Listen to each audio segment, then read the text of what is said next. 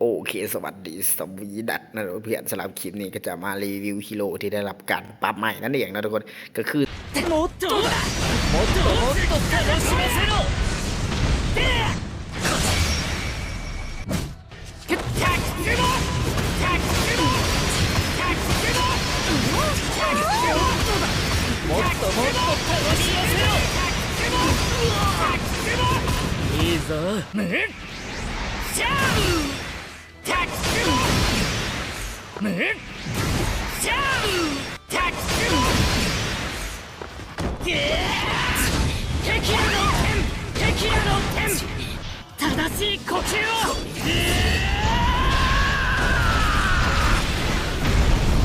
日の神神楽敵らの剣ซ่องโอเคสบายดีของเราที่ผู้ที่ตาม 18,000 ก็คือบินนะเพื่อนๆติดเรื่องลิขสิทธิ์ของกิจกรรม KOF หานะเพื่อนพูดดีๆหรือว่าเพราะมันไม่ชอบซ่องก็คือปิวไปแล้วซ่องหนึ่งที่สร้างมา 4-5 ปีนะเพื่อนหวังว่าคลิปนี้หรือว่าถ้าเพื่อนๆคนไหนที่ผ่านมาเจอคลิปนี้ฝากเพื่อนๆกดติดตามซ่องนี้เขาจะมาดันซ่องนี้จะสอนจะไม่ถึงขั้นมาสอนเนาะทุกคนจะเป็นการรีวิวและการซุ่มหรืออย่างต่างๆลงนะเพื่อนๆเพราะว่าจะเป็นการเติมเพชรชื่อขายดีคือเก่าทุกคนทักมาได้Facebook โอเคเดี๋ยวจะมานี้รูทปรับใหม่นะทุกคนสำหรับฮีโร่ตัวนี้ก็คือมันจะปรับมาเพื่อมาเอกกับดาบพิฆาตอสูรตัวนี้ก็คือเป็นตัวพระเอกเลยนะทุกคนเป็นตัวทันจิโร่เลยนะทุกคนอันนี้คือข้าวออกมานะทุกคนนะเดี๋ยวไปเบิ้งขาวๆนะเพื่อนนี่ตัวนี้คือมันปรับมาเพื่อเป็นทันจิโร่โดยเฉพาะเลยทุกคนเลยตามเท่าที่ข่าวออกอาจจะปี2016อาจจะเกิดการคอลแลบนี่เพราะว่ามันพยายามตีตลาดประเทศไทยอยู่นะเพื่อนๆนะโอเคเดี๋ยวมาพามาเบิ้งตีธรรมดา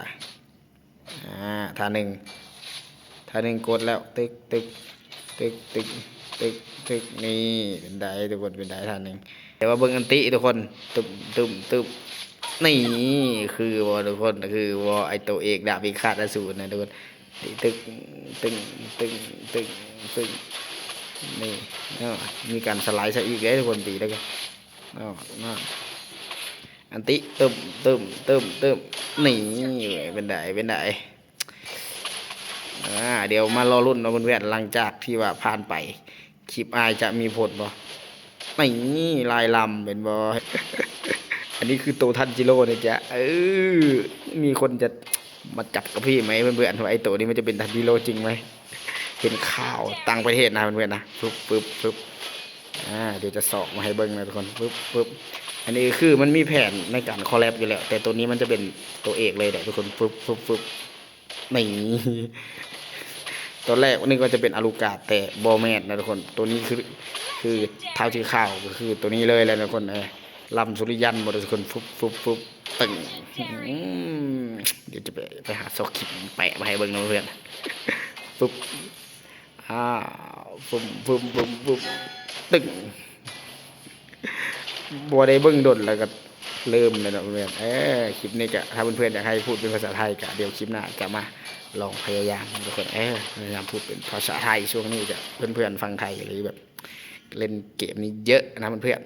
ๆแต่ก็ยังติดเวาวลาวนิดนึงนะทุกคนเพราะว่าเมื่อก่อนเนาะช่องก็สร้างมา4-5 ปีหายไปกับตาเลยโคตรท่อเลยนะทุกคนนะเริ่มต้นใหม่นะเพื่อนๆเนาะอย่าลืมแล้วคนไหนเข้ามาเห็นคลิปนี้ผ่านตากันอย่าลืมกดติดตามกด Subscribe นะทุกคนอยากให้เฮ็ดคลิปเกี่ยวกับอย่างหรือสอนเกี่ยวกับอย่างลองแนะนำมาได้เนาะบอกว่าแต่สอนการเล่นอาจจะบอกปันใดเพราะว่า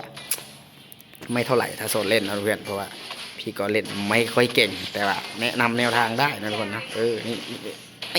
โคตรไทยเลยโดดเข้าไปตึงนี่ลำสุริยันปุ๊บตึงโอเคคลิปนี้ขอสักนี่นะทุกคนขอสัก20 วิวหรือ5 ไลค์คลิปนี้ขอ5 ไลค์นะทุกคนมารอรุ่นว่าไอตัวนี้จะเป็นทันจิโร่จริงแท้แน่นอนหรือว่านี่นะเพื่อนๆนะขอคนละ1 ไลค์1 Subscribe